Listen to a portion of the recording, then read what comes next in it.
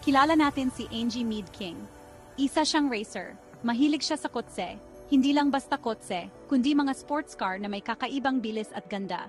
Kilala siya dahil sa kanyang pulang Acura NSX. Ang kotse na ito ay hindi lamang isang sasakyan para sa kanya, kundi isang simbolo ng kanyang dedikasyon at pagmamahal sa karera. Ito ang kanyang pinagmamalaking sports car. Ang bawat detalye ng kotse ay pinili at inayos niya ng maingat. Ito ang simbolo ng kanyang pasyon. Ang bawat pagmamaneho niya ay isang patunay ng kanyang dedikasyon at husay. Madalas magmaneho si Angie sa South Luzon Expressway o SLEX. Dito niya nararamdaman ang tunay na kalayaan at bilis. Kabisado niya ang daan na ito. Alam niya ang bawat liko, bawat kurbada, at bawat bahagi ng kalsada. Ngunit isang araw, nagbago ang lahat. Isang hindi inaasahang pangyayari ang naganap. Nasunog ang kanyang minamahal na kotse. Isang nakakatakot na karanasan na hindi niya inaasahan. Napuno ng usok ang kotse.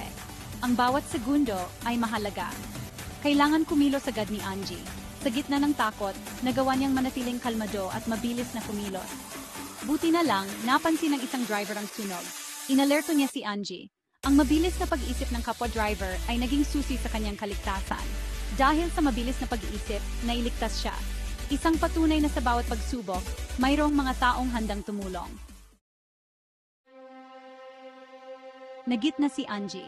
Lumabas siya ng kotse. Hindi niya inakala na mangyayari ito sa kanya. Ligtas siya, pero hindi ang kanyang kotse. Lumaki ang apoy. Sobrang init. Dumating ang mga bumbero. Nilabanan nila ang apoy. Matindi ang kanilang laban, ngunit hindi nila agad napigilan ang pagkalat ng apoy. Pero huli na ang lahat. Ang kotse ay halos hindi na makilala. Wala na ang Acura NSX. Ang dating makintab at mabilis na sasakyan ay naging abo na lamang. Ang sunog na kalansay na lang ang natira. Isang malungkot na tanawin. Sa kabila ng pagkawala, nanatiling kalmado si Angie. Hindi siya nagpadala sa emosyon. Alam niyang mas malala pa sana ang nangyari. Nagpapasalamat siyang buhay siya.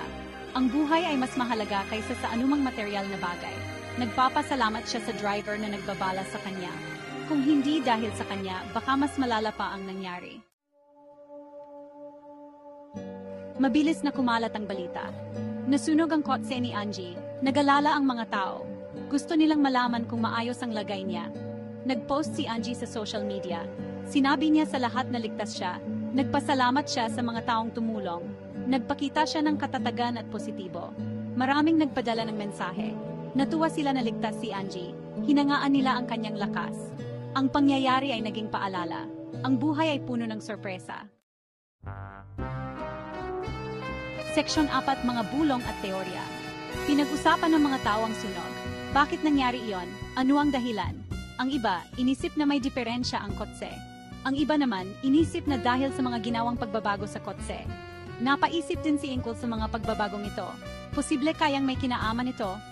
Walang nakakasiguro. Kailangan ng investigasyon. Pero sa ngayon, nananatili itong misteryo. Seksyon 5, pasasalamat sa gitna ng hirap. Nawala kay Angie ang kanyang minamahal na kotse. Isang masakit na karanasan, pero mas pinili niyang tumingin sa positibong bagay. Buhay siya, nakatakas siyang ligtas. Nagpasalamat siya sa mga bumbero. Nagpasalamat siya sa towing service. Nagpasalamat siya sa SLEX Police. Nagpasalamat siya sa lahat ng tumulong.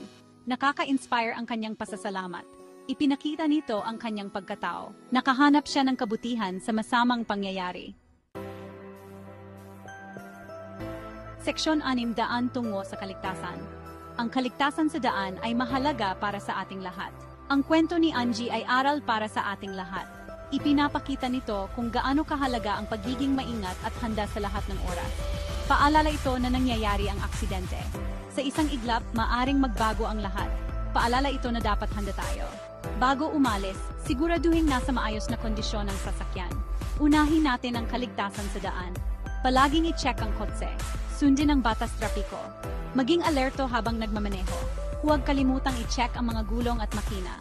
Ang mga bagay na ito ay makapagliligtas ng buhay. Maiwasan nito ang trahedya. Ang simpleng pagsusuot ng seatbelt ay malaking tulong. Ang kwento ni Angie ay nagtuturo sa atin ng katatagan. Nagtuturo ito ng pasasalamat. Sa kabila ng mga pagsubok, natutunan niyang magpatuloy. Nagtuturo ito ng kahalagahan ng kaligtasan. Ang bawat hakbang na ginagawa natin ay may malaking epekto. Tandaan natin ang kanyang karanasan. Magsilbing inspirasyon ito sa atin upang maging mas maingat. Magmaneho tayo ng maingat. Huwag magmadali at laging mag-ingat sa daan. Magpasalamat tayo sa bawat biyahe. Ang bawat ligtas na pagdating ay isang biyaya.